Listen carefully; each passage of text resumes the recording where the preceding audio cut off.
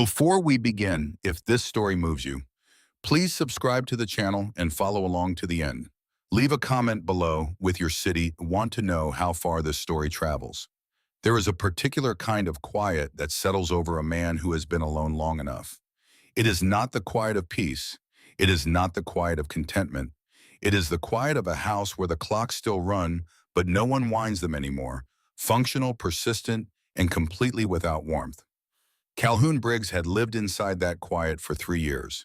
He was 45 years old in the spring of 1926, and he had the kind of face that the Wyoming wind builds over decades. Not ugly, not handsome in any way that would make a stranger look twice, but deeply legible.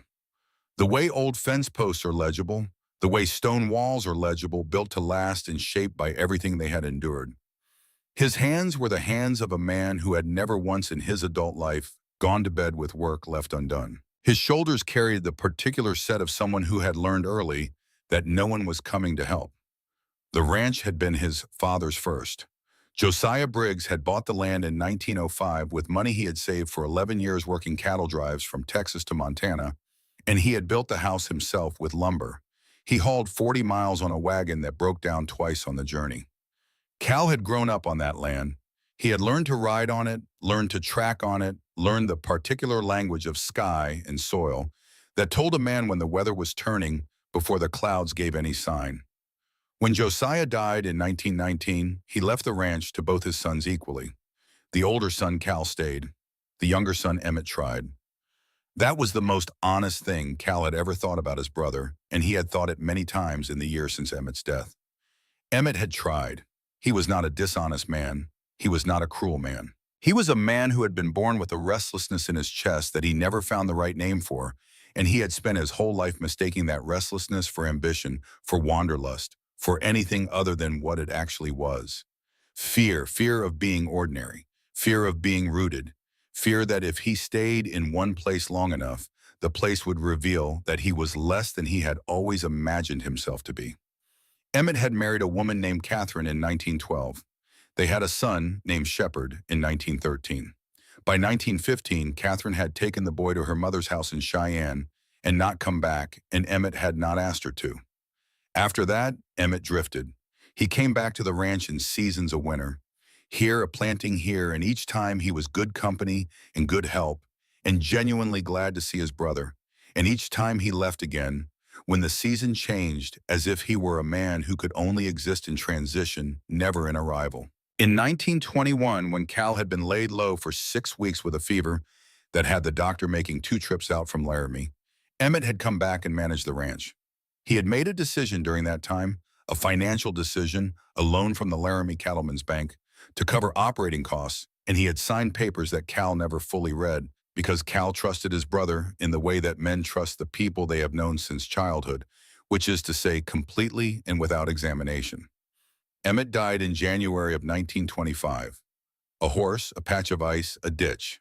Quick, at least. The doctor said he likely felt nothing.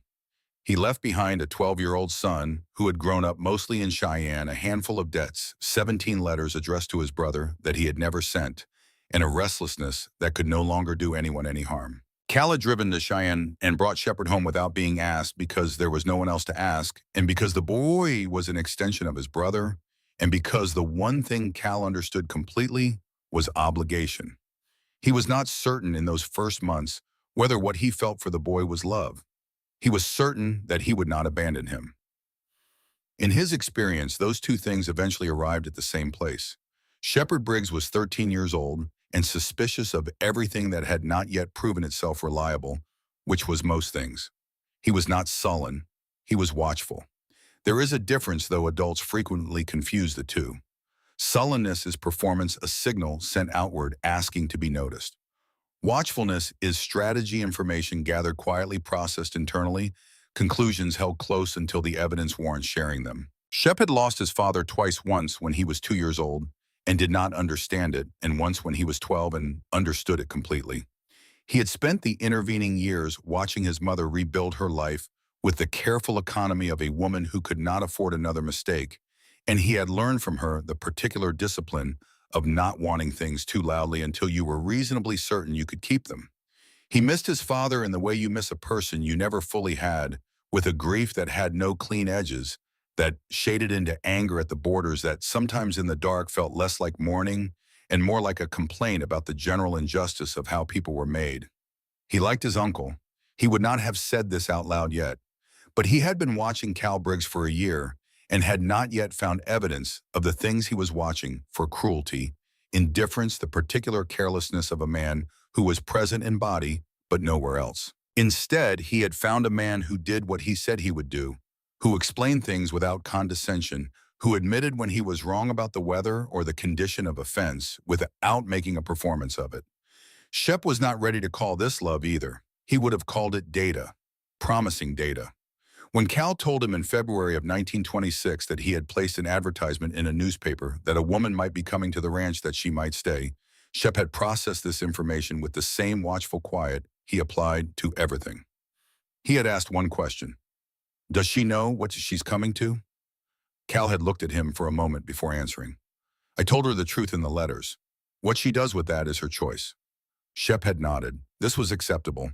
People who told the truth in letters were somewhat more likely to tell the truth in person. He would reserve judgment. Eleanor Voss read Calhoun Briggs's third letter for the 7th time on the train from Denver to Laramie. This was not sentiment. She was not a sentimental woman, or rather she had trained herself out of sentiment the way you train yourself out of a bad habit with repetition and consequence until the instinct is still there, but buried deep enough that it rarely causes problems. 9 years of marriage to Theodore Voss had been very effective training. She read the letter because it troubled her in a way she could not yet categorize.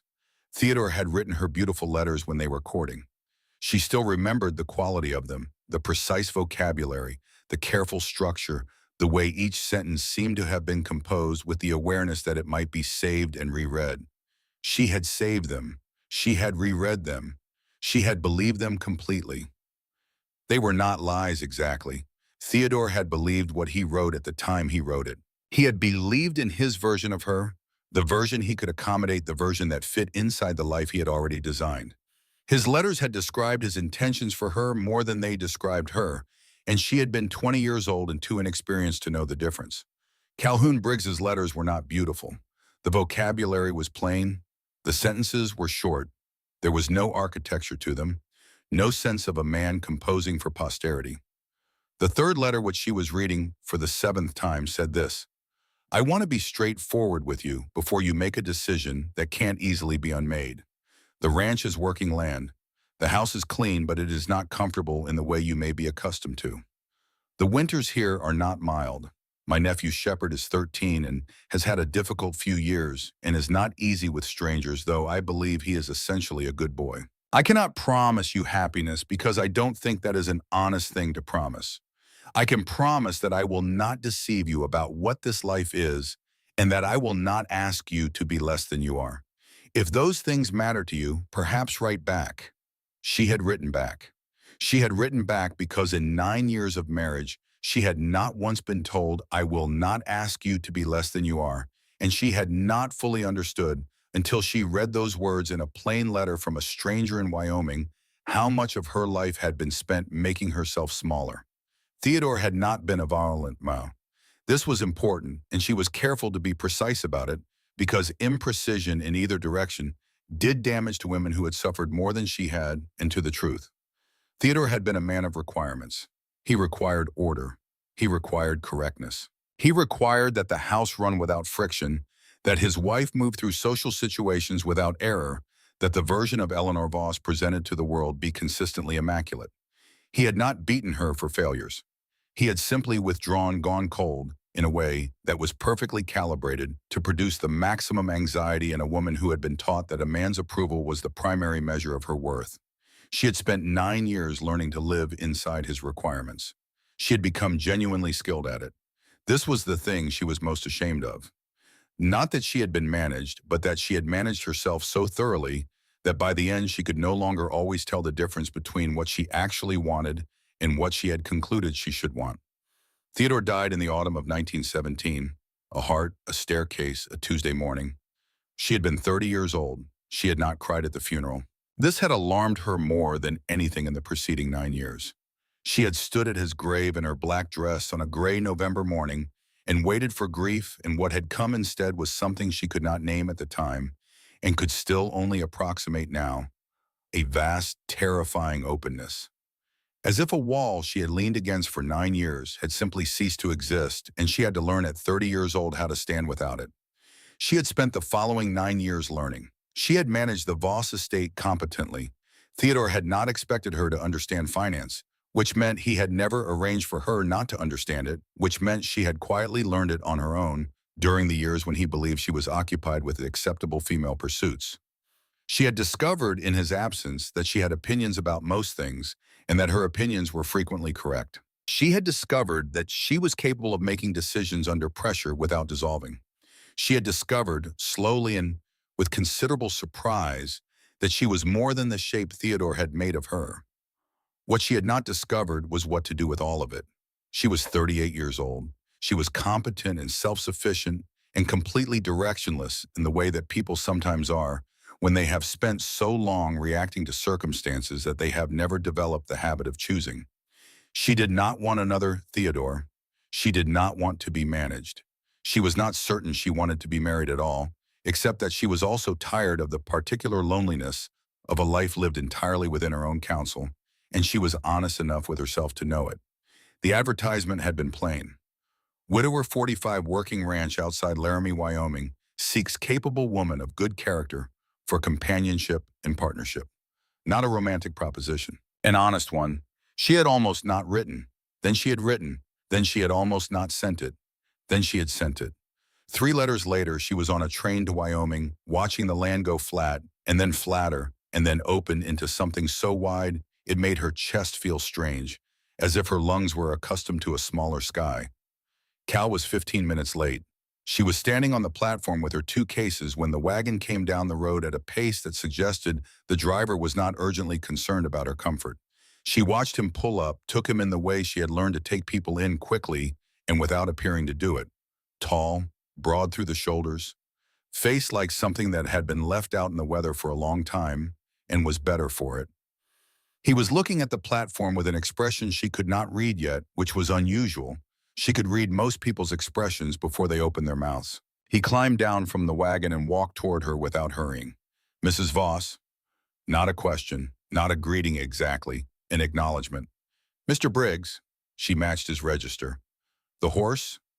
Something shifted in his expression, surprise she thought, and then something that might have been recalibration. Baymare caught a shoe on a root, had to check the hoof before I left. Is she all right? She'll be fine. Then I didn't wait for nothing, Ellie said. I waited 15 minutes for a mare that's going to be fine. That's an acceptable reason. He looked at her for a moment. She had the impression he was deciding something. I'm sorry for the wait, he said, not for the horse. I understood that. He reached for her cases. She picked up the smaller one before he could take it. They walked to the wagon in a silence that was not uncomfortable, which surprised her. Silences were usually uncomfortable when they involved strangers. This one felt more like a working silence, 2 people occupying the same space without requiring anything from each other immediately. She had forgotten that was possible. The boy was in the wagon bed, 13 as the letters had said, with his uncle's coloring and something in his face that was his own, a quality of attention that she recognized, that particular stillness of the child who has learned that the world does not always announce its important moments in advance. He looked at her. She looked at him. You're from Boston, he said. I am. You don't know how to ride. Not yet. He held her gaze for another second. Then he looked away, which she did not take as dismissal. She took it as the end of a first assessment. She was familiar with those. The ranch was everything the letters had promised and nothing the letters could have conveyed.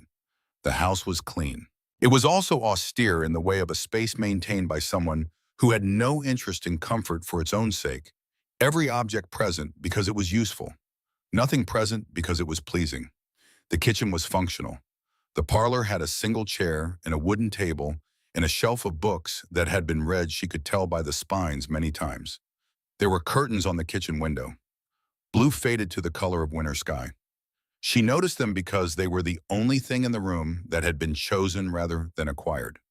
She noticed everything in those first hours with the deliberate thoroughness of a woman who had learned that environments tell you more about people than people tell you about themselves. The firewood was stacked with the alignment of someone for whom disorder was physically uncomfortable. The kitchen knives were sharp. She tested the edge of one lightly while setting the table for supper and found it razor precise. The accounts ledger on the desk in the corner was open to a page of figures in handwriting so careful it was almost mechanical. Calhoun Briggs was a man who controlled what he could control because so much else could not be controlled. She recognized this. She had spent years living inside a similar architecture, though Theodore's version had been decorated with mahogany and good curtains. Supper that first evening was quiet. Cal asked her one question, whether the journey had been long. She said it had been longer from Boston to Denver than from Denver to Laramie, which was true and not really an answer to what he was asking, and he did not press it. Shep ate with the efficiency of a boy who regarded meals as a logistical event rather than a social one. When she was clearing the table, she glanced back at the two of them, uncle and nephew, sitting in the lamplight, not talking, not uncomfortable with the not talking, and felt something she had not expected to feel. Familiar. It felt in some strange and specific way familiar. Not like coming home to a place she had been before, like coming home to a shape of life she had wanted without knowing she was wanting it. She filed this away carefully and did not examine it further. Not yet. She had learned the cost of deciding things before she had enough information. Her first morning on the ranch began at 5 o'clock. She was not asked to rise at 5. She rose because she heard the sounds of work beginning outside her window, and she was constitutionally incapable of lying in bed while other people worked. She dressed in the most practical clothes she owned, which were less practical than she would have preferred, and went to find what needed doing. What needed doing turned out to be everything. She started in the kitchen because the kitchen was familiar territory, built a fire in the stove without having to ask where the matches were, and had coffee ready when Cal came in from the barn 40 minutes later. He stopped in the doorway when he saw the coffee, just for a moment. Then he came in and sat down and poured himself a cup without comment. She would understand later that this was for him a significant response. After breakfast, she asked him to show her the ranch. Not to be shown, she was careful about the distinction, careful about her phrasing, because she had learned that how you asked for things shaped what you received. She said, "I'd like to understand how the work runs. Would you walk me through it?" He walked her through it. He did not condescend. He explained things once and assumed she had understood, and when she asked questions, he answered them directly without the particular wariness of a man who has decided that explaining things to women is an imposition. She had encountered that wariness often enough to notice its absence sharply. In the afternoon, while Cal was mending fence on the north pasture, Shep appeared at her elbow without announcement. "You can come watch if you want," he said. "He won't say so, but he won't say not to either." She went. She watched Cal work the fence line, the economy of motion that came from doing a thing thousands of times the way the work seemed to cost him nothing, though she could see it was physical and demanding. Shep handed him things before he asked for them. This had the quality of long practice. She thought these two have built something together. They don't know they've built it yet, but it's there. She attempted supper on the 5th day. Not the first because she was not foolish enough to treat a new kitchen like a familiar one, and not the 4th because she was still calibrating the stove. The 5th day she felt ready. She was not ready. The corn chowder caught on the bottom of the pot in the last 10 minutes, and the burning gave it a flavor that was, she thought, charitable to call rustic. She served it anyway because she did not believe in hiding her failures. Hiding failures was how you accumulated them. Cal sat down and began eating without comment. This was either kindness or stoicism, and she was not sure which. Shep looked at his bowl. He looked at Ellie. He looked at Cal. "Mrs. Dott's chowder doesn't taste like this," he said. Cal's spoon stopped moving. "Shep, I'm not saying it's bad. I'm saying it's different. The two things you just said mean the same thing." "Not exactly." Ellie set down her own spoon. "He's right," she said. "It's different in a way that means worse." The bottom burned. She picked up her spoon again and ate a full bite with an expression of deliberate equanimity. "I'll do better next time. Who's Mrs. Dott?" There was a pause that was not quite a silence, more like a moment of recalibration between the two of them. "She's a neighbor," Cal said. "Dorothy Langford. Her ranch is about 2 miles east. She cooks well. She cooks everything well, Shep said, apparently deciding that accuracy was more important than tact. She used to bring food over a lot. Used to, another pause. Different quality from the first. She still does sometimes, Cal said. She's a good neighbor. Ellie looked at him and then did not look at him, which was its own kind of looking. There was something in those two words, good neighbor, that carried more history than the words themselves could hold. She had heard enough careful language in her life to recognize it when a man was using words to fill a space where more complicated words would not be safe. She let it go. She had time. Dorothy Langford arrived the following afternoon with a basket covered in a checked cloth, in the unhurried manner of a woman who knew the precise dimensions of her welcome. She was 41. She was not beautiful in any obvious way, but she had the face that became more interesting the longer you looked at it, intelligent, composed with something unresolved, living just behind the composure, the way still water is still on top but moving underneath. She was dressed practically as women on working ranches dress practically, and she moved through Cal's kitchen with the ease of someone who had moved through it many times before. She looked at Ellie with the same directness that Ellie brought to most situations, and Ellie recognized the quality of the look immediately because she had given it herself to people she was trying to assess honestly rather than strategically. "You're Eleanor," Dot said. "Ellie." She extended her hand. Dot shook it. Her grip was firm and brief and matched her manner. Cal appeared in the doorway and seemed to experience the brief, particular discomfort of a man who has not fully anticipated something he probably should have anticipated. Dot gave him a glance that contained Ellie thought an entire conversation conducted in shorthand, and he accepted it with the slight adjustment of a man who had received such glances before and knew there was no useful response to them. "I'll leave you to it," he said, and disappeared back outside with the decisiveness of a man choosing a tactical retreat. Dot watched him go. Then she set her basket on the table and began unpacking it with the methodical calm of a woman who had made a decision before arriving and was simply executing it. "He's useless in a kitchen," Dot said, "and he knows it. That's at least something." "He's thorough everywhere else," Ellie said. "I imagine he trades on that." The corner of Dot's mouth moved slightly. "You got here 6 days ago." "I pay attention." "So do I." She placed a covered dish on the counter and turned to face Ellie fully, and her expression was the expression of a woman who has lived long enough to know that the truth said plainly is usually less painful than the truth discovered sideways. "Then I'll tell you something plainly, and you can do with it what you like. Cal Briggs has been my neighbor for 20 years. He is also the most decent man I have ever known in my life, which is a harder thing to say than it sounds, because I know exactly what it cost me to understand it." Ellie waited.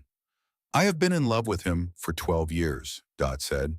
"He has known about it for approximately 11. He has never pretended otherwise, and he has never done anything about it, and he has never been cruel about either of those facts. Not once in 12 years. She looked at Ellie steadily. "I'm not telling you this to stake a claim. I'm telling you this so you know who you're dealing with. So you don't waste time trying to figure out what the complication is. The complication was me, and it wasn't a complication he ever took advantage of, and that's the end of it." The kitchen was very quiet for a moment. "Why are you telling me this?" Ellie asked. Not combative, genuinely asking. "Because you're looking around this house trying to understand it. The curtains in the kitchen, I put those there. The pot on the second hook from the left, that's where I always hung it. You've been cataloging." Dot said it without judgment. "You're right, too. I just thought I'd save you some time." Ellie considered this woman. She considered what it would cost a person to do what Dot was doing, to arrive on a Tuesday afternoon with food and honesty and no apparent interest in making it difficult. "Thank you," she said. It was the only honest response. "Don't thank me," Dot said. "Just be good to him and to the boy." She picked up her empty basket. "He's been a long time alone. Longer than the 3 years since he was technically alone. Some men are alone even when they're not." She left without drama, without waiting for a response that might complicate what had been said. The door closed behind her. The kitchen was quiet again. Ellie stood for a moment looking at the blue curtains in the window, faded almost to gray at the edges where the morning light hit them. Then she put the kettle on and went back to work. 2 weeks after Ellie arrived at the Briggs Ranch on a clear evening in late April when the sky above Wyoming was the particular shade of dark blue that exists only between the last of the sunset and the first of the stars, she and Cal sat on the porch after Shep had gone to bed. It was not planned. They both simply did not go inside when the occasion to go inside passed. The evening was cold enough to require a coat and not cold enough to make sitting outside unreasonable, and they sat in the two wooden chairs that faced the open land, and they were quiet together in the way they had both, it seemed, become accustomed to. Cal spoke first. "Do you regret coming?" She thought about it. She had learned watching him that he distinguished between people who thought before answering and people who performed thinking before saying what they had already decided, and she wanted to give him the real version. "I don't regret any of the days," she said. "I'm not sure yet what I'm building toward, but none of the days have been wrong." He nodded, as if this were an acceptable report from the field. "Why did you really place the advertisement?" she asked. "Not the practical reasons. You said those in the letters. The real reason." The evening air moved between them. An owl somewhere in the dark pasture spoke once and went silent. "Shep needs to see," Cal said, "that a person can choose to stay." She waited. His father didn't stay. His mother stopped staying. "I stayed because this land needed staying to, and because I'm made the way I'm made, I don't know how to leave something I'm responsible for. But that's not the same as choosing." He was looking at the land, not at her. "I wanted the boy to see someone choose, to see two people decide to build something and then build it. He's never seen that."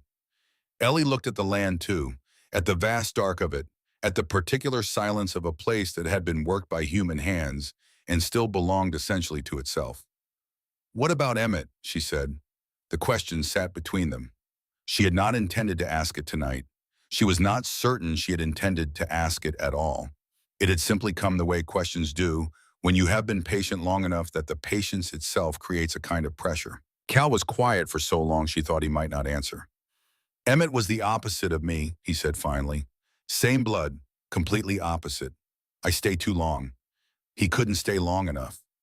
He turned his cup in his hands, the gesture of someone who does not know what to do with their hands when they are saying something true. "I loved him. I was angry at him for most of my adult life, and I loved him. I still don't know entirely how those two things live together." "They live together in most families," Ellie said. "You just don't talk about it." "No." He was quiet again. "He made a decision when I was sick, signed some papers I didn't read well enough afterward. I don't know yet exactly what it cost us. I might be about to find out." She looked at him. "There's a man in Laramie," he said, "Harlan Price. He's been circling this place since winter. He came out last month with an offer. I turned him down." He paused.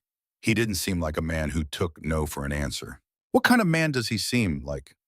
"The kind who asks questions he already knows the answers to." Ellie said nothing for a moment.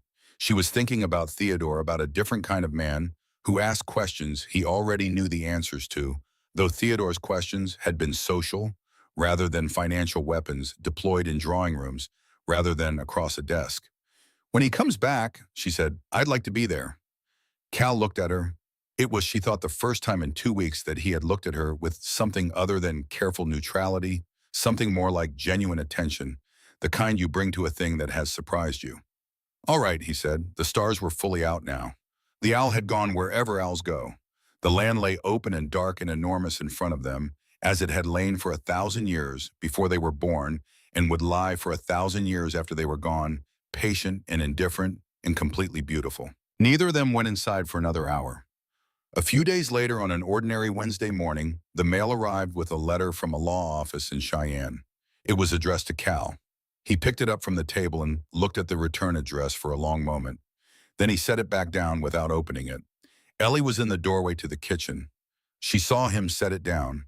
She saw the name of the sender, small and neat, in the upper corner of the envelope. Re-estate of Emmett Briggs. Cal's hand rested on the envelope for just a moment. Then he walked outside. The letter stayed on the table all day. Ellie looked at it once more that evening in passing and thought, whatever is in that envelope has been in this house a long time. It just didn't have a return address until now. She went back to the kitchen and began making supper, and outside she could hear the sound of Cal and Shep talking in the barn Low and hurried the sound of work and proximity, and she thought that whatever was coming, it was going to require all three of them. She thought they might be equal to it. She was not certain, but she thought so. And for Eleanor Voss, who had spent 9 years being certain of the wrong things, the not certainty felt like the most honest ground she had stood on in a very long time. Harlan Price came back on a Thursday. Ellie saw him from the kitchen window. First the wagon too polished for the road it was traveling, the horses too matched for working stock, the whole equipage carrying the particular quality of a man who had made money recently enough that he still felt the need to announce it. She watched him come up the road and felt something settle in her. Not fear, not quite anger, but a kind of steadying the way a ship's keel finds its depth when the water gets rough. She dried her hands on her apron and went to stand on the porch. Cal was already there. He had come from the barn when he heard the wagon, and he stood at the top of the porch steps with his arms at his sides, and the particular stillness of a man who had decided to let the other man do the talking first. Shep appeared from somewhere. He had a gift for appearing when things were about to matter, and stood slightly behind and to the left of his uncle, which was either instinct or the result of careful observation of how men position themselves. Price climbed down from the wagon with the ease of a man who expected the ground to meet him at a convenient height. He was 51, thickening through the middle in the way of men who had done hard physical work in their youth and had since found ways to have other men do it for them. His suit was dark, and his boots were clean in a way that boots were only clean if someone else cleaned them. He smiled at Cal with the smile of a man who practiced smiling as a professional skill. "Mr. Briggs." He took in Ellie with a glance that was brief and assessing and concluded quickly, "I see congratulations are in order." "Mrs. Briggs," Cal said, not elaborating. Price's eyes moved to Ellie again, slower this time. She held his gaze without effort. She had held the gaze of Theodore Voss for 9 years across dinner tables and drawing rooms and every kind of social combat that polite society had invented for the purpose of establishing dominance without appearing to. Harlan Price was a direct instrument compared to Theodore. She could read him like a broadsheet. "I've come to revisit our conversation from last month," Price said to Cal. "I think on reflection, my first offer may not have fully accounted for the property's potential." "The property's not for sale," Cal said. "Everything's for sale, Mr. Briggs. It's only a matter of finding the right number." "Then the number you're looking for doesn't exist." Price's smile did not diminish. This was a man who had heard no before. He had simply learned to regard it as a preliminary position rather than a conclusion. "I wonder if you've had the opportunity to review your loan agreement recently," he said. The words were conversational. The tone was the tone of a man placing a card on a table he already knew he held. "The one your brother signed in 1921, the updated version." Cal said nothing. The stillness of him changed quality, not the stillness of a man who was calm, but the stillness of a man who was paying a different kind of attention now. "There's a provision," Price continued, "regarding changes in marital status. Section 7, it requires any new spouse to be added to the loan documentation within 30 days of the marriage. A formality, really, except that it's not a formality when it isn't completed. When it isn't completed, the bank has the right to call the full balance immediately." The porch was quiet. A crow somewhere in the cottonwoods by the creek called twice and went silent. "I was married 2 weeks ago," Cal said. 28 days ago, Price said, "by my count." The precision of it, the specificity of the number, told Ellie everything she needed to know about how long this man had been watching them. You did not know it had been 28 days unless you had been counting from the day the marriage was recorded. 2 days. They had 2 days. She looked at Price with the expression she had learned to use with men like him, perfectly composed, perfectly attentive, giving nothing, and she looked at the papers he had produced from his coat pocket with the same attentiveness she brought to everything that mattered. He handed them to Cal. Cal looked at them. The set of his jaw told her what the paper said before he finished reading them. She held out her hand without speaking. Cal passed them to her. She read. She read carefully the way she had learned to read Theodore's correspondence, not for what it said, but for what it was built to accomplish. The loan agreement was dense with language, the kind of language designed to reward the patient reader and punish the careless one. Section 7 was on the 3rd page. It was half a paragraph in a document of many paragraphs, And it was the kind of thing a man managing a ranch during a difficult winter in the wake of his brother's death with a grieving boy to attend to might easily have missed. She handed the papers back to Price. "Thank you for bringing this to our attention," she said. Her voice was pleasant and gave him nothing. "We'll be in touch." Something shifted in Price's expression. Surprise, she thought, and then something that recalculated quickly. He had not expected her to speak. Or rather, he had expected her to speak in the way that women in that era were often expected to speak, deferentially or emotionally, or not at all. He had not expected her to speak in the tone of someone who had already finished thinking about the next three moves. He tipped his hat. He climbed back into his wagon. He drove back down the road at the same unhurried pace he had arrived, and she watched him go with the feeling of a woman who has just identified exactly what she is dealing with and finds the clarity useful if not comfortable. Cal stood beside her until the wagon disappeared. "He's been counting the days since the wedding," Cal said. "Not a question." "Since before the wedding," Ellie said. "He knew about the provision before you were married. He waited." Cal looked at her. "The agreement was drafted to create this situation," she said. "The question is whether it was drafted that way originally or whether it was changed." She was already thinking about the signatures. She had noticed reading the document a particular quality of the ink on the Section 7 paragraph, slightly different from the surrounding text, not dramatically, just enough that a person who had spent 9 years looking closely at documents would notice. Theodore had taught her that inadvertently. He had revised things, household accounts, social obligations, his own promises to her, and she had learned to read the evidence of revision in paper and ink and the small discontinuities of a document that had been altered after its original completion. She did not say this yet. She needed to be certain.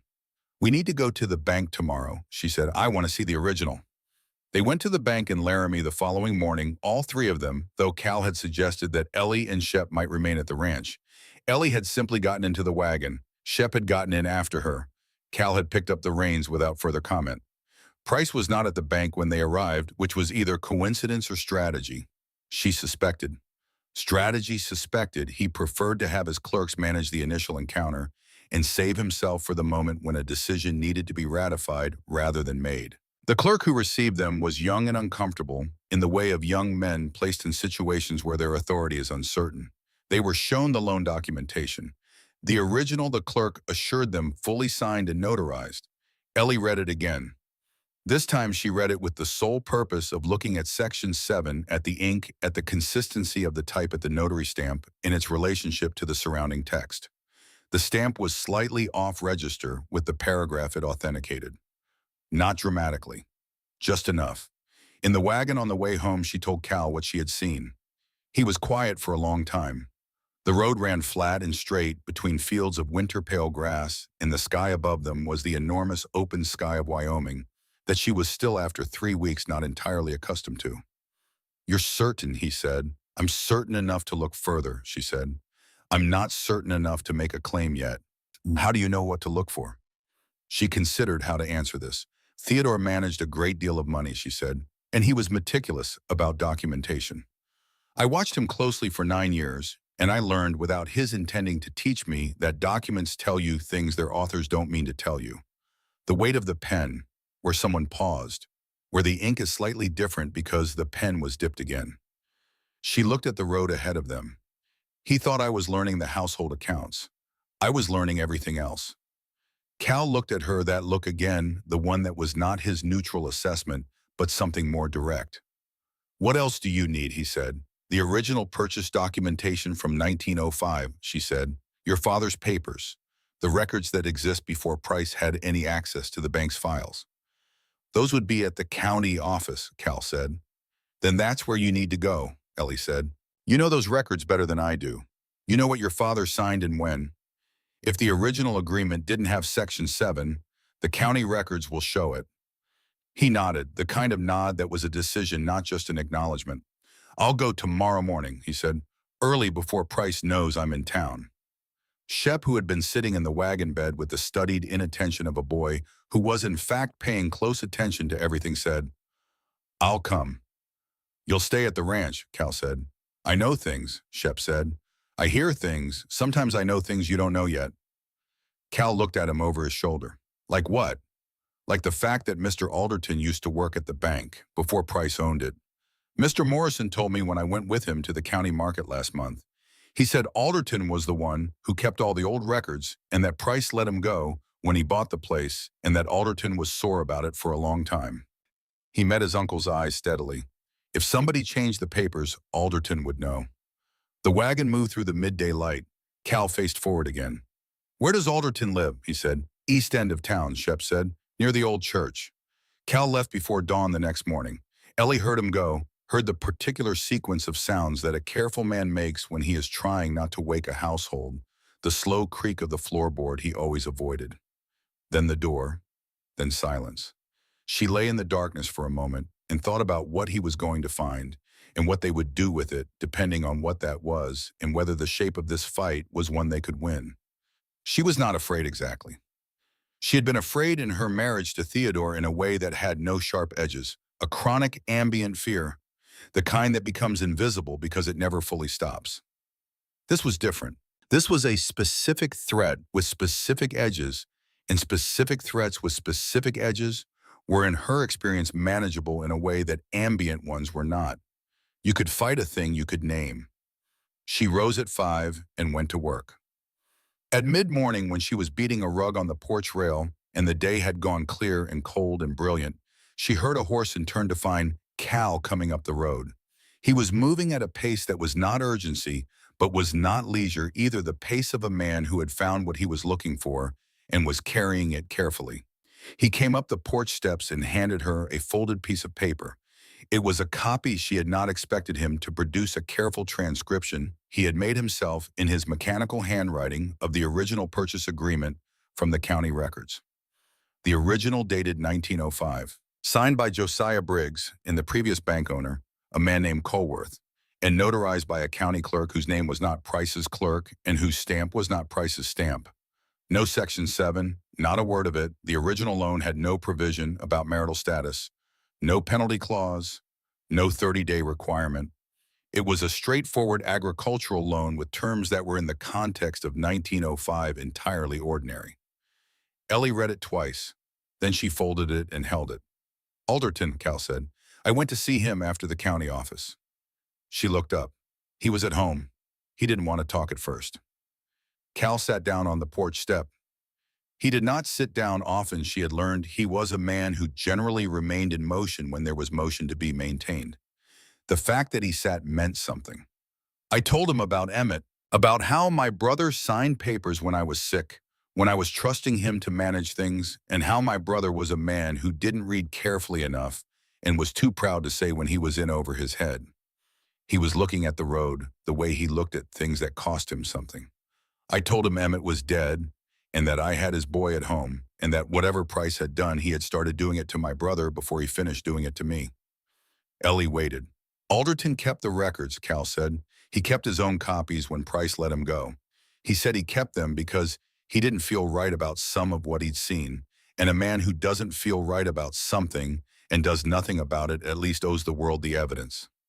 He reached into his coat and produced an envelope. He wrote it out, all of it, signed and witnessed by his neighbor who's a notary. She took the envelope. She did not open it yet.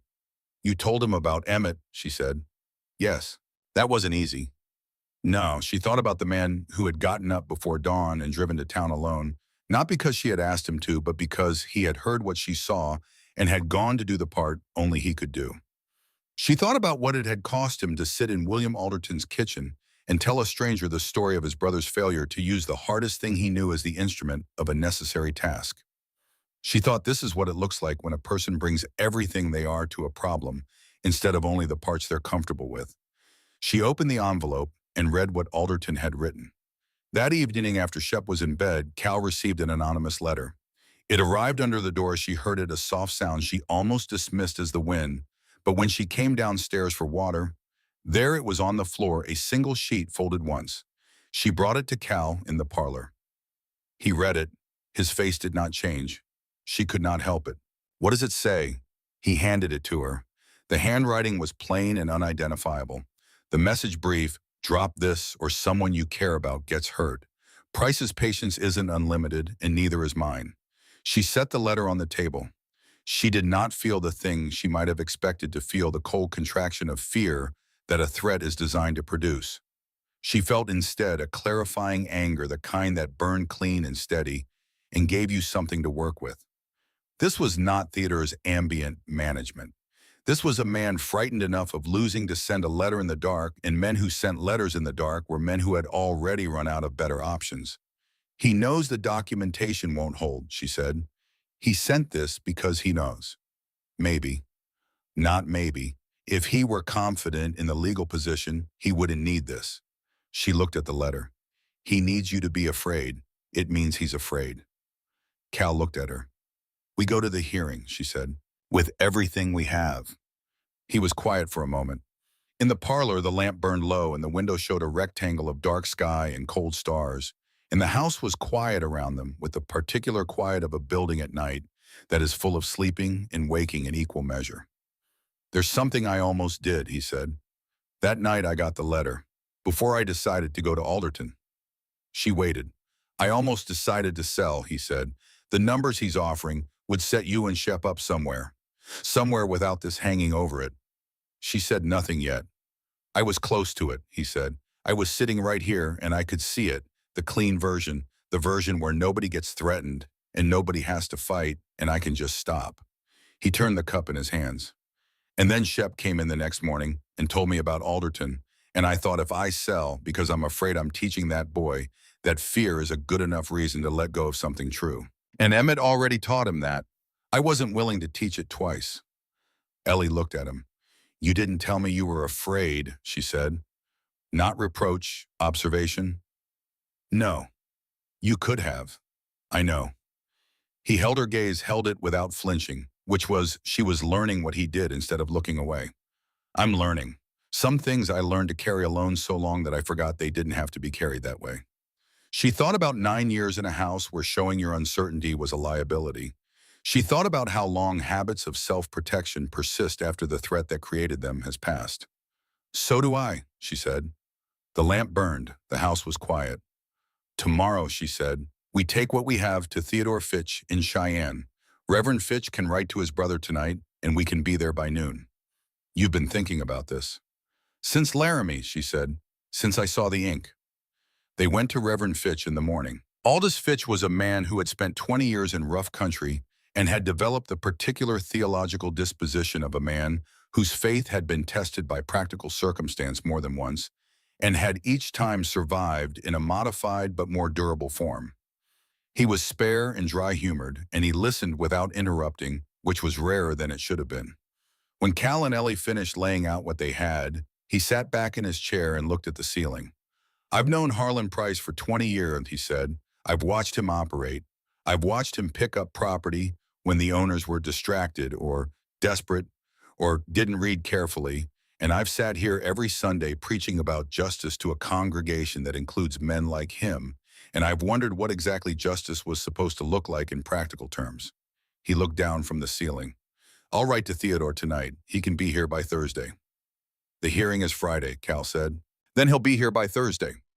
He wrote the letter while they waited. He was a man who, when he committed to a thing, completed it without leaving it for later. As they were leaving, Fitch stopped Cal at the door. Your brother, he said, Emmett.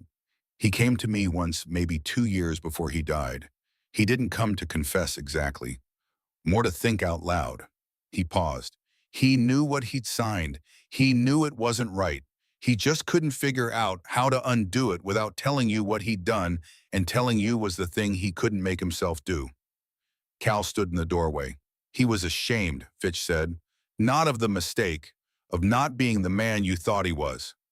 The morning light came flat and bright across the churchyard. A meadowlark somewhere in the near distance sang its 3-note scale and repeated it. He was that man too, Cal said. He just didn't know it. He walked to the wagon. Ellie was already in the seat looking at the meadow. She had heard. She gave him no indication of it, which was its own form of consideration. He climbed up and took the reins, and they drove home through the bright morning without speaking, and the silence between them was the kind of silence that occurs when two people have heard something true at the same time and are both letting it settle. Theodore Fitch arrived on Thursday evening. He was his brother's opposite in appearance, broad where Aldous was spare-floored, where Aldous was dry, but they shared the same quality of listening, the same disposition toward plain speaking. He reviewed the documentation in the parlor while Cal and Ellie sat across from him, and he read with the methodical patience of a man for whom thoroughness was a professional standard and also a personal temperament.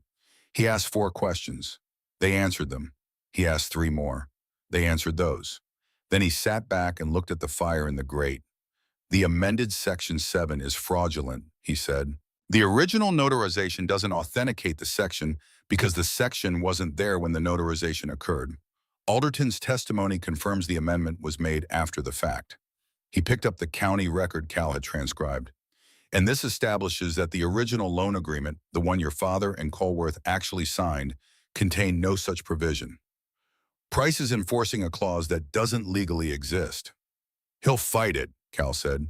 He might, and if he does, he'll lose, and he'll also face a separate action for fraudulent alteration of a legal document, which is a considerably more serious matter than losing a civil case. Fitch looked at him. I suspect Price is aware of this. The question is whether he knows that you know it. He knows we're prepared, Ellie said. He sent a letter. Fitch raised an eyebrow. Cal produced the anonymous letter. Fitch read it, set it down without expression.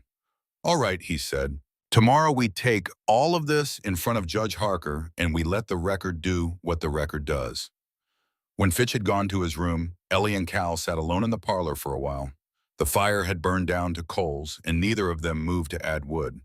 Outside, a wind had come up off the mountains. She could hear it working around the corners of the house, finding the places where the wood had settled and the gaps had opened, which was what wind did on a Wyoming night in spring. Neither of them spoke for a long time.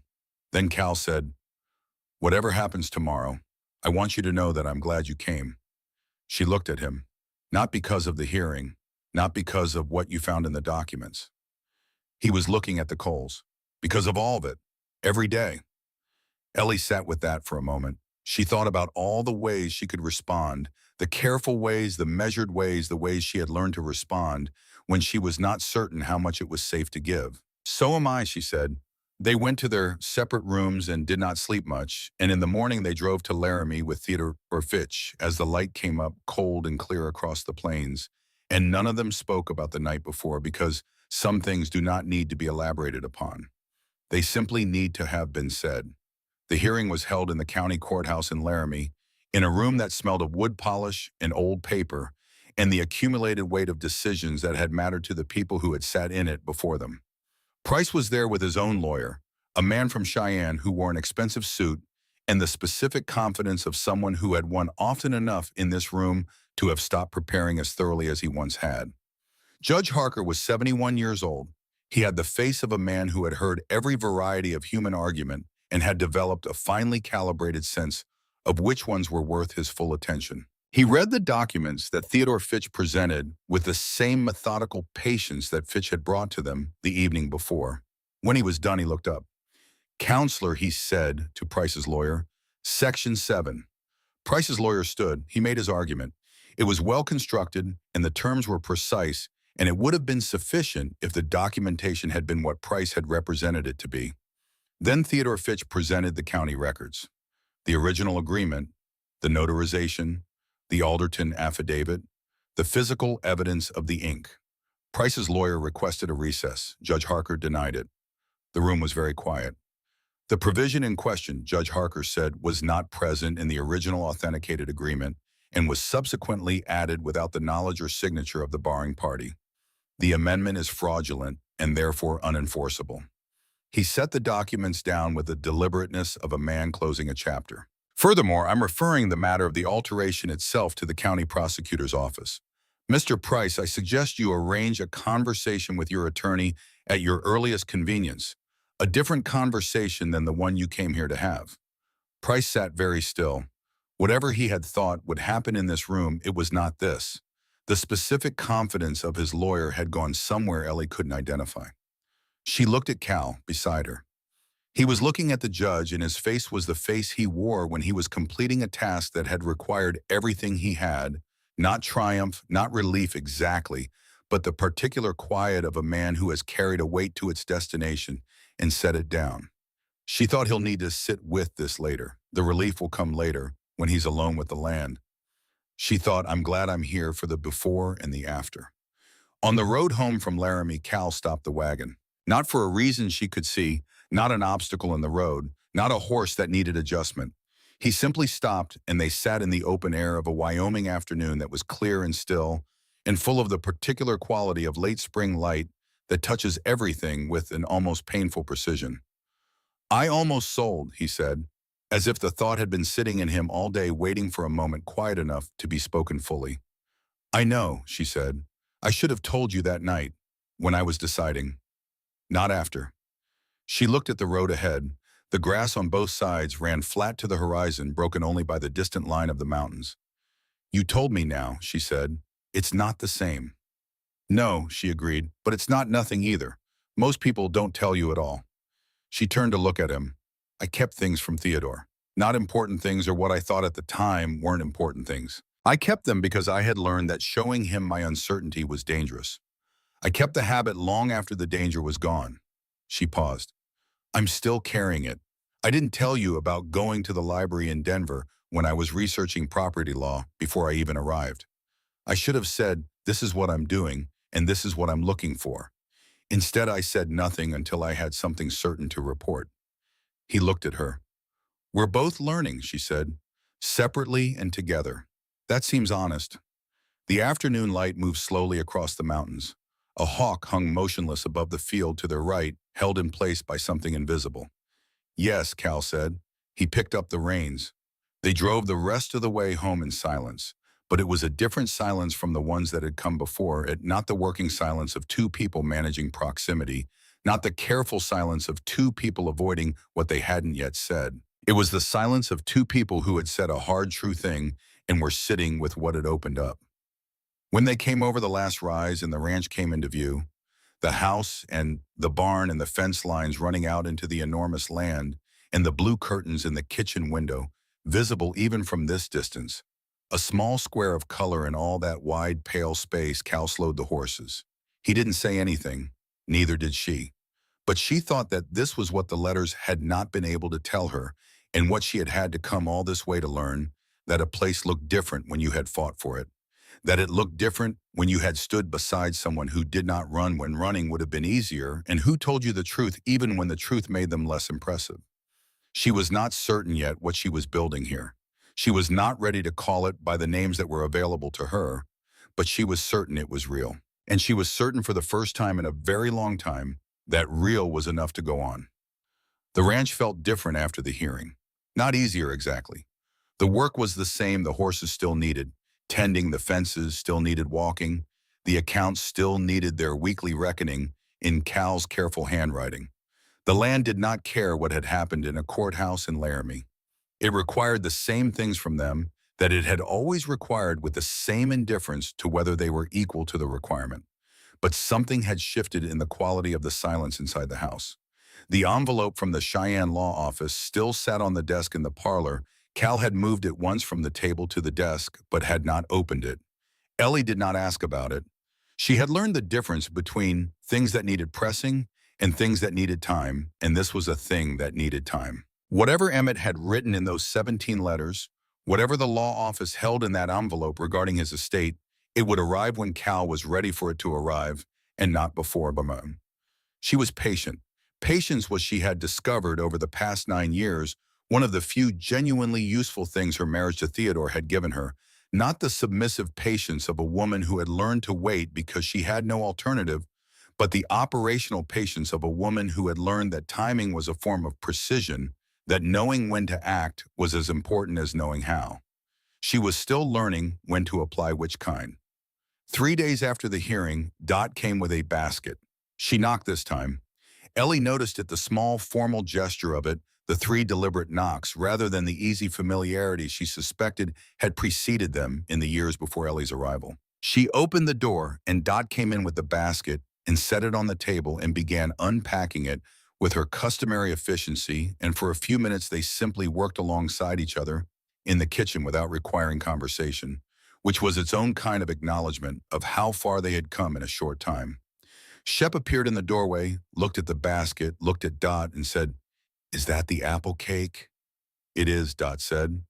Good. He disappeared again. Dot watched him go with a small smile that contained more than amusement, something maternal and complicated. The smile of a woman who had cared about a child for longer than the child had been old enough to register it. He's going to be all right, Ellie said. I know, Dot said. He was going to be all right before you got here too. Cal would have seen to it. She placed the last dish on the counter and folded the cloth that had covered the basket. But he's going to be better than all right now. That's the difference. They worked together through the late morning. Dot moving through the kitchen with the ease of long familiarity. Ellie with the growing confidence of someone who had stopped treating an unfamiliar space with apology and had begun treating it as hers. At some point, the work became companionable in a way that did not require either of them to name it. Near noon, Dot paused at the kitchen window. She looked at the blue curtains for a moment, not long. Just a moment, the kind of glance you give to something you have already made peace with, but whose presence still registers. I put those up in the spring of 22, she said. The kitchen was too dark in the mornings. Ellie looked at the curtains. The light came through them in the particular way of thin fabric filtered, softened, making the kitchen a warmer color than it would otherwise be. They're good curtains, she said, and they are. Dot was quiet for a moment. Then, I'm going to stop coming as often. Not stopping entirely, we're neighbors, and I'm not the woman who makes dramatic gestures, but less often. You don't need me to fill in the gaps anymore. The gaps are filling themselves. Ellie looked at her. That's not something most people would say, she said. Most people don't know how to let go of something without pretending they never wanted it. Dot picked up her basket. I'm 63 days from 42 years old. I know what I want, and I know what I'm not going to have, and I've decided those are two separate pieces of information that don't have to ruin each other. She moved toward the door. Ellie followed, and they stood for a moment in the doorway with the spring air coming in around them, cool and smelling of turned earth, and the particular sharpness of new grass. Dot looked back at the kitchen one last time, at the curtains. Leave them, she said, answering a question Ellie had not asked. They belong there. They were always going to belong to whatever this kitchen became. I just didn't know what that was yet when I put them up. She walked down the porch steps and across the yard to where she had left her horse, and she rode east toward her own land without looking back, which was, Ellie thought, a form of integrity, the refusal to undermine a clean departure with a backward glance. She stood in the doorway until Dot was out of sight. Then she went back inside and looked at the curtains for a long moment in the midday light, thinking about the women who leave things in places they cannot stay, and whether that was loss or generosity or some combination of the two that did not have a clean name. She thought it was probably all three. That evening, Cal opened the envelope. He did not announce that he was going to do it. He came in from the barn after supper, washed his hands at the basin, and went to the desk in the parlor and picked it up, and Ellie, who was mending at the table, looked up and then looked back down at her work because this was one of those moments that required presence without pressure. She heard the paper unfold. She heard nothing for a long time after that. When Cal spoke, his voice was level in the way that voices are level when a person is working hard to keep them that way. It's the documentation for Emmett's estate, he said. What he had, what he owed. A pause. There's a letter from his lawyer, the one who managed things after Emmett died. He found the 17 letters in Emmett's things. He sent them to me with the estate papers. Another pause longer. He says Emmett wrote the first one in the spring of 22, right after he signed the papers with Price's bank. Ellie set down her mending. Emmett knew, Cal said, almost immediately. He knew he'd been maneuvered into signing something he didn't understand, and he knew that when I found out I would, he writes that I would be angry. He was wrong about that. I wouldn't have been angry. He stopped. I would have been, I don't know the right word, something worse than angry, worried for him, worried about what it said about how he saw himself. Ellie waited. He writes that he couldn't tell me because he couldn't stand for me to see what he'd done, Cal said. He writes that I had always been the one who did things right, and he had always been the one who did things sideways, and that he had spent his whole life trying to figure out if there was some version of himself that could earn what he thought He stopped again. She got up from the table and came to stand near the desk, not beside him, but close within the periphery of his awareness. She did not touch him. She simply occupied the space, which was its own form of presence. He thought you thought less of him, she said. He thought I had always thought less of him. Cal's voice was still level, but the levelness was costing something now. And the truth is I never did. I was frustrated with him.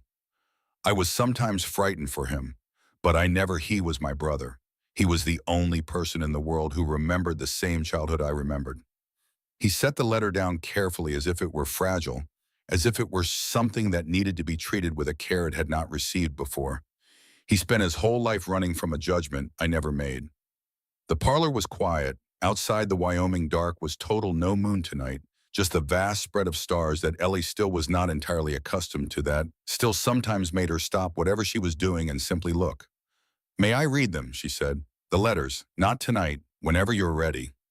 He looked at her. His face in the lamplight showed everything it usually kept below the surface. Not grief exactly, but the particular exhaustion of a man who has been carrying something heavy for so long that he has forgotten what it felt like to put it down. "Yes," he said, "I'd like you to." She went back to the table and picked up her mending. He stayed at the desk. Neither of them spoke for a long time, and the silence was the most intimate thing that had passed between them in the 6 weeks she had been at the ranch, not because of what was said in it, but because of what was permitted in it, what was allowed to exist between them without being managed or redirected or made smaller. This, she thought, was what it meant to be in the same room with someone rather than merely in their presence, to let the difficult things breathe. The next morning, she read the letters. She sat at the kitchen table in the early light, before anyone else was awake, with a cup of coffee and the stack of envelopes arranged in chronological order, and she read them the way she read everything that mattered, carefully, without rushing, letting each one settle before moving to the next. Emmett Briggs had not been a literary man. His handwriting was loose and variable, and his sentences sometimes went somewhere other than where they had started, and he had a habit of crossing things out and writing them differently, and then sometimes crossing out the revision too. But his letters had the quality she had recognized in his brother's correspondence. They were honest in a way that had no performance in it, no arrangement for effect. The first letter explained what had happened with the loan. The second apologized. The third apologized in a different way, more specifically, more painfully. By the fifth letter, Emmett had moved past apology into something more complex, a kind of accounting, an attempt to explain himself, not in defense, but in the hope that understanding might substitute for forgiveness, or perhaps prepare the ground for it. "I know you'll say it wouldn't have mattered," he wrote in the seventh letter. "You'll say you wouldn't have held it against me. You always say that because you always mean it, because you're built the way you're built, but I'm not built the way you're built, Cal. What I am is a man who knows the difference between what is true and what he can live with, and I couldn't live with you knowing, and I couldn't live without you knowing, and I stayed stuck between those two things for so long, I forgot I was supposed to be going somewhere." She set that letter down and looked at the kitchen window, at the blue curtains, at the light coming through. She thought about Theodore, about a different kind of man who also could not reconcile what was true with what he could live with, who had resolved the tension not by honesty, but by revising the truth until it fit the life he required. She thought about how many ways there were to be diminished by the distance between who you were and who you believed you were supposed to be. She thought about herself, about the woman who had spent 9 years becoming smaller and then 9 years trying to remember her original size. About the letters she had never written, the things she had never said to Theodore, because saying them would have cost her the only life she knew how to live at the time. She read the remaining letters. The last one, dated 7 months before Emmett's death, was shorter than the others. It did not apologize. It did not explain. It said, "I've been thinking about Shep. He's 11 now. He has your way of being still when he's thinking. Did you know that? The same thing in his face. I don't know if that's blood or if he learned it from watching you when he was small, but either way, it's yours. Take care of him if I can't. I know you will. You always do. That's the thing about you, Cal. You always do." She folded the letter and replaced it carefully in its envelope. She sat for a moment with her hands flat on the table and the morning light coming in around her. Then she got up and started breakfast. She told Cal that evening what she had found in the letters, not the content which she thought he should arrive at in his own time, but the quality of them. That Emmett had not been a man who lied to himself. That he had known exactly what he had done and exactly what it had cost. and that the letters were evidence of a man who had spent years in a conversation he was too frightened to have out loud. He knew you, she said. He knew who you were. He just couldn't believe you'd still want to know him if you knew who he was. Cal was quiet. The last letter, she said. He talks about Shep, about taking care of him. She paused. He knew you would. He could have asked me himself, Cal said. He didn't have to leave it in a letter. He was afraid you'd say yes, and he'd have to explain why he was asking. Cal looked at her. Because asking you to take care of his son would mean telling you that he didn't think he'd be there to do it himself, she said. And telling you that would mean telling you everything else. The evening light through the parlor window was long and golden, the particular light of late spring going to summer when the days stretched so far toward evening that you sometimes forgot there had been a morning. He was wrong, Cal said, about what I would have thought of him. I know. I wish I'd told him. I know that too. He was quiet for a long moment. Then he said, I'm going to go talk to Shep. She nodded. He went down the hall to where Shep's room was. She heard the knock. She heard the door open. She did not hear what was said. The walls were thick, and whatever passed between them was private in the way that certain things between an uncle and his nephew need to be private. She went to the kitchen and made coffee and listened to the house around her, to the sounds of it, the creak of a floorboard, the distant sound of the horses, the wind moving across the roof, and thought about what it meant to live inside a place that was finally telling the truth about itself. When Cal came back, his face was different. Not lighter exactly, more settled, as if something that had been slightly out of alignment had been adjusted back to where it belonged. He already knew, Cal said, about Emmett, more than I thought he knew. He'd found one of the unsent letters in his father's things when they were going through them after the funeral. He didn't say anything because he didn't want to. He stopped. Then, he didn't want to make it worse for me. Ellie set down the coffee. He's 13 years old, she said. I know. He's been carrying that. He has. Cal sat down at the kitchen table. He looked tired in a way that was not the tiredness of physical work, the deeper tiredness of a man who has resolved something that took too long to resolve and is feeling the full cost of the delay. I told him what was in the letters, not all of it, the parts that were about him. He looked at his hands on the table. I told him that his father knew exactly who he was and that what he knew, what Emmett knew about Shep, was good, all of it. She sat down across from him. She did not say anything because there was nothing useful to say, and she had finally, after years of feeling that silence required filling, learned to trust that some moments were complete without words. They sat in the kitchen in the early evening with the coffee going warm between them, and the house was quiet around them, with the quiet of a place where the necessary things had been said and the remaining quiet was earned. Price's lawyer sent a letter 2 weeks later. It was formal and brief and contained a settlement offer. The bank would withdraw all claims against the Briggs Ranch and would forgive the remainder of the loan balance in exchange for Cal agreeing not to pursue further legal action regarding the fraudulent amendment. Cal read it. He handed it to Ellie. She read it. She set it down. It's generous, she said. It's self-protective, he said. He's more afraid of the prosecution referral than he is of the civil case. Both things can be true. She looked at the letter. What do you want to do? He thought about it. She watched him think, watched the particular stillness of it, the quality of attention he brought to decisions that mattered. I want the land clear, he said. I want the debt gone. I want Shep to grow up on ground that doesn't have a claim against it. He paused. I don't want to spend another 2 years in courtrooms. Then accept it, she said. You think that's right? She looked at him steadily. I think justice is rarely a single transaction, and you've already done more than most men would have. Alderton has his testimony on the record. The referral to the prosecutor's office stands regardless of what you decide. Price is going to face consequences that you're not required to personally deliver. She folded the letter. And I think your father's land, being free and clear, is worth more than the satisfaction of watching Harlan Price in a courtroom. Cal took the letter back. He looked at it for a long moment. Then he signed the acceptance and sent it back by the next day's post. The summer came to Wyoming the way it always came, not gradually, but all at once, as if the land had been waiting just beyond a threshold and then crossed it overnight. The grass went from winter pale to the particular vivid green of high country in June, and the mountains in the distance lost their snow from the shoulders down while keeping their white crowns, and the days stretched so long that Ellie sometimes looked up from work and was surprised to find it still light at what her bones insisted should be evening. She had been on the ranch for 3 months. She knew where everything was now, not just the physical objects, but the rhythms, the patterns, the way the work divided itself across the week and the season. She knew that Cal checked the north fence every Thursday, regardless of whether he had reason to suspect it needed checking. She knew that Shep was sharper in the mornings than the afternoons, and that his best questions came during or just after physical work, as if the movement loosened something in him.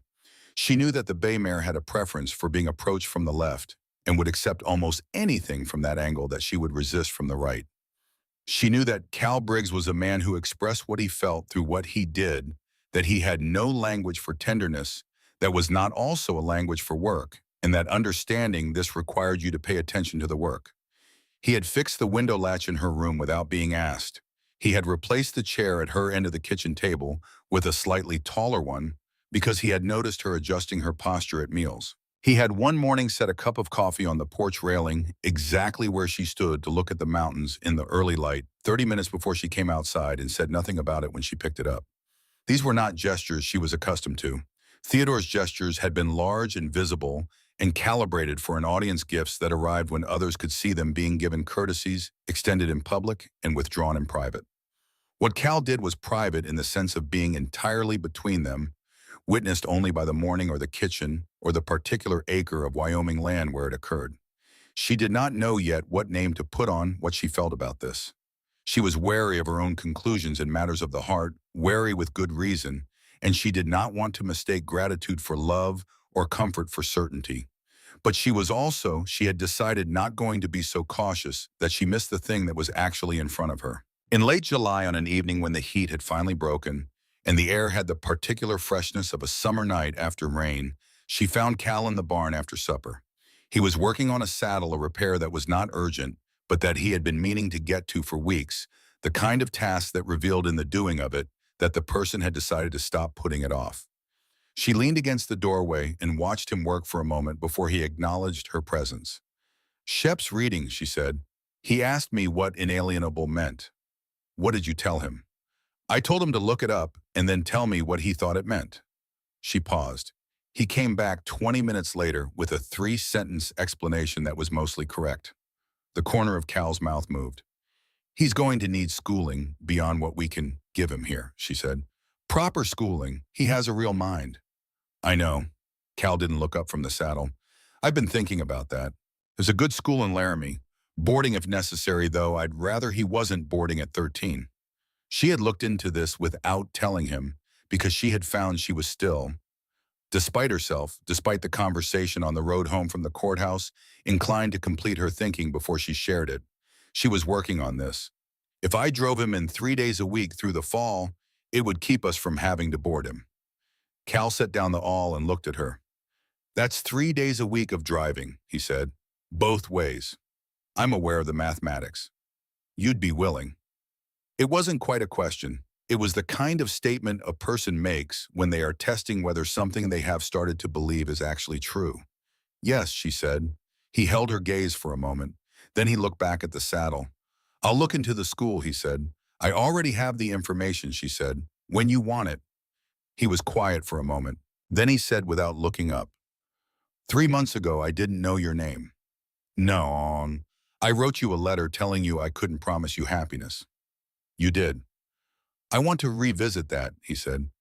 He set down the saddle leather and turned to face her fully, the full deliberate attention he brought to things that required it. "I don't know how to promise happiness.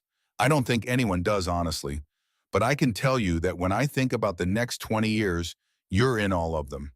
Every version, every season." He paused. "That's not a promise about how I'll feel. It's a statement about what I intend. I thought you should know the difference." Ellie looked at him, standing in the lamplight of the barn with the saddle on the rail beside him, and the horses breathing softly in their stalls, and the Wyoming night coming in dark and full of stars around the open door. She thought about the woman on the train from Denver to Laramie, reading a plain letter for the 7th time, trying to understand why it troubled her. She thought about the platform and the 15 minutes and the coffee set out in the morning light. She thought about Alderton's kitchen and the county records and the courthouse in Laramie and the road home. She thought about how she had come here looking for something she could not yet name, and had found it by doing the work of living alongside another person with honesty and consistency and the willingness to stay when staying was difficult. I know the difference, she said. She pushed off the doorway and walked across the barn to where he stood, and she stopped close enough that the distance between them was a decision rather than a circumstance. I'm not easy, she said. I have opinions about most things, and I'm usually right about them, and I've spent 9 years relearning how to say so, and I'm still learning. I won't be managed. I won't make myself smaller to fit somewhere I'm not fitting. She held his gaze. Those things are not going to change. I'm not asking them to. I know, that's why I'm telling you. He reached up and touched her face, his rough, calloused hand careful against her cheek, in the way he was careful with things that mattered, in the way he had been careful with Emmett's letters, and with Shep's grief, and with the saddle on the rail beside him. Ellie, he said, just her name, but he said it the way a man says a thing he has earned the right to say without performance, without apology, with the plain weight of someone who means it. She put her hand over his. All right, she said. They were married in the true sense of the word. She thought not on the day Reverend Fitch had said the words over them. Those words had been true and necessary, but they had been the beginning, the structure without the substance. They were married in the true sense sometime between the hearing in Laramie and the barn in late July, in the accumulation of mornings and honest conversations and things left on porch railings and letters read in early light, and decisions made together without either of them being diminished by the making. Marriage, she had decided, was not a state you arrived at. It was a practice. You did it every day imperfectly, and the imperfection was part of it, and the willingness to keep doing it despite the imperfection was the thing that gave it its worth. In August, Shep began at the school in Laramie.